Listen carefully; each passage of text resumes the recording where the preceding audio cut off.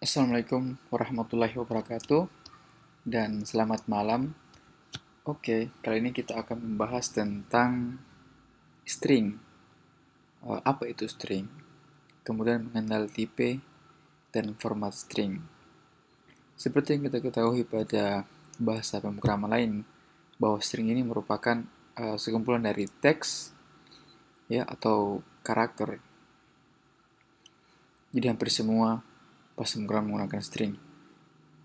Tipe string di Python itu untuk tipe string, penulisan serta gaya penulisan yang ada di Python itu ada tiga.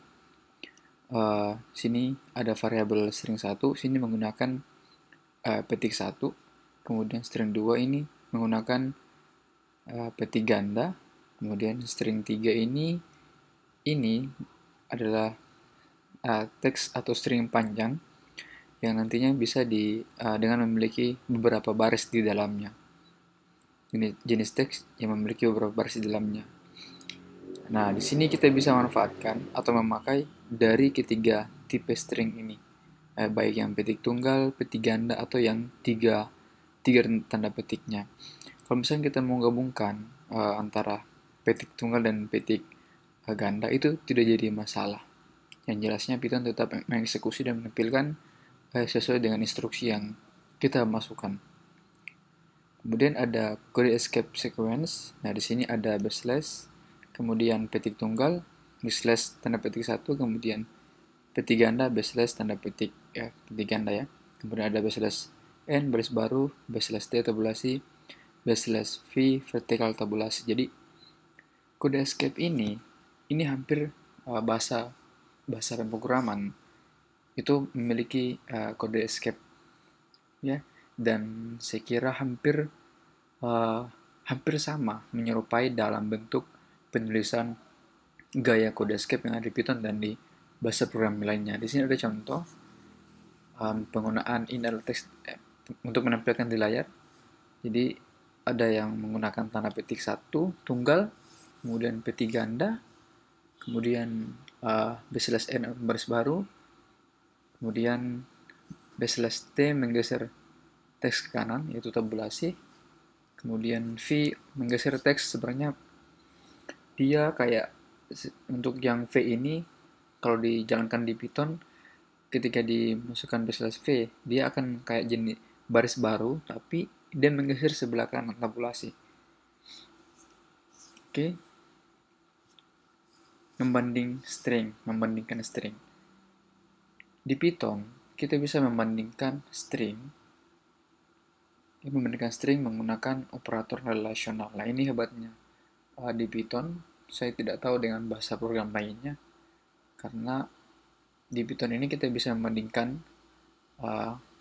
string dengan menggunakan operator kurang dari, misalkan kurang dari sama dengan, tidak sama dengan, lebih dari sama dengan, dan lebih dari. Nah, contoh ini, string 1 Python menggunakan tanda petik tunggal, string 2 Python juga menggunakan tanda petik tunggal, tapi dengan gaya penulisan string yang sama.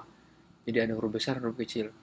Kemudian di sini kita jadikan pembanding, misalkan jika string 1 sama dengan string 2, maka dia akan tampilkan string 1 sama dengan string 2. Jika tidak, maka dia akan tampilkan string 1 tidak sama dengan string 2. Jadi kita bisa masukkan operator yang ada di sini, misalkan tidak sama dengan if string 1 tidak sama dengan string 2, print string 1 tidak sama dengan string 2, else print 1 string 1 sama dengan string 2. Nanti yang akan dieksekusi adalah string 1 tidak sama dengan string 2 gitu. Jadi itulah gaya-gaya penulisan yang ada di string. Kemudian mengambil substring. Nah, di sini di Python bagusnya kita dapat mengambil beberapa substring atau string berdasarkan dengan key atau value nilai yang ada di string itu sendiri. Jadi dalam mengambil substring, Python itu selalu diawali dengan angka 0. Misalkan di sini saya punya variabel s sama dengan Python language, variabel s1 sama dengan s kurung kurawal kurung siku 0, Ini maksudnya 0, kita nanti ketika di print, maka yang akan tampil huruf P saja. Kalau S2, S kurung, kurung siku 1, maka yang akan ditampilkan di layar itu huruf Y. Nah, di sini fungsinya substring yang ada dalam Python. Bagaimana dengan minus? Jadi kita bisa mengambil, misalkan contoh S1, bukan S1, S6 sama dengan S dalam kurung siku minus 1, maka yang akan diambil itu adalah huruf terakhir dari kalimat kata terakhir dari Python range yang ada di variabel S ini. Jadi nanti akan ditampilkan adalah huruf S saja. Oke, nanti kita akan contohkan ini karena masih dalam pengenalan introduction dari string yang ada di Python. Nanti kita akan demokan bagaimana mengambil substring di Python itu sendiri, baik menggunakan yang plus maupun yang minus. Format string. Nah, ini bagusnya di Python, jadi kita bisa memanfaatkan begitu banyak format string yang disediakan oleh Python. Ini tergantung dari kenyamanan kita untuk memanfaatkan format string ini. Misalkan saya punya variabel nama depan toko, nama belakang pedia, kemudian saya tampilkan nama depan, -2, %s. Nah, %s ini merupakan format string. Kalau S itu sama dengan string, kemudian ada juga %c karakter, kemudian %d desimal, kemudian %f float. Nah, nanti akan kita bahas persen ini yang ada di Python itu sendiri. Nah, sini ada nama depan, kita contohkan nama depan aja, %s, kemudian nama depan nama variabel, kemudian nama belakang %s nama belakang, kemudian nama lengkap %s double ya, double-nya %s. Bedanya apa dengan yang tunggal dengan yang gabungan yang nama lengkap?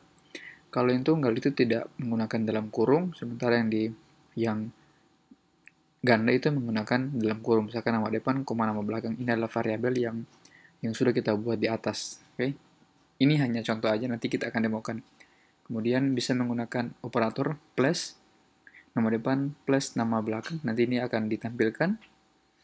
Kemudian print hello, ya, menggunakan kurung kurawal. Ini adalah format string yang sering digunakan di Python 3. Titik format dalam kurung nama depan, nama variabel, kemudian nama belakang, kemudian hello kurung kurawal. Nah, ini dia key atau value dari kita sudah pernah bahas tentang dari nilai dari nama depan dan nama belakang. Misalkan kalau ingat Python selalu diawali dengan 0, maka kalau misalkan nama depan adalah itu key dari 0, kemudian nama belakang adalah key dari 1. Oke, jadi kita bisa memanfaatkan format string yang seperti ini. Dan saya kira di bahasa pemrograman lain mungkin tidak menyediakan fasilitas atau format string yang selengkap di Python ini. Jadi saya anggap Python memang betul-betul bahasa pemrograman yang komplit. Kemudian di bawah ini adalah format string, ini hanya ada di Python 3. Jadi kalau teman-teman yang menggunakan Python 2 mungkin fitur yang di bawah ini tidak disediakan. Nah, ini kita mulai dengan misalkan print ke kurung f.2 kurung nama depan dan nama belakang. Hampir sama dengan format string yang di atas. Oke. Terima kasih, cukup sampai di sini. Saya kira ini hanya sekedar pembahasan awal untuk pengenalan string yang ada di Python. Semoga teman-teman bisa mengikuti dan mudah dipahami. Assalamualaikum warahmatullahi wabarakatuh.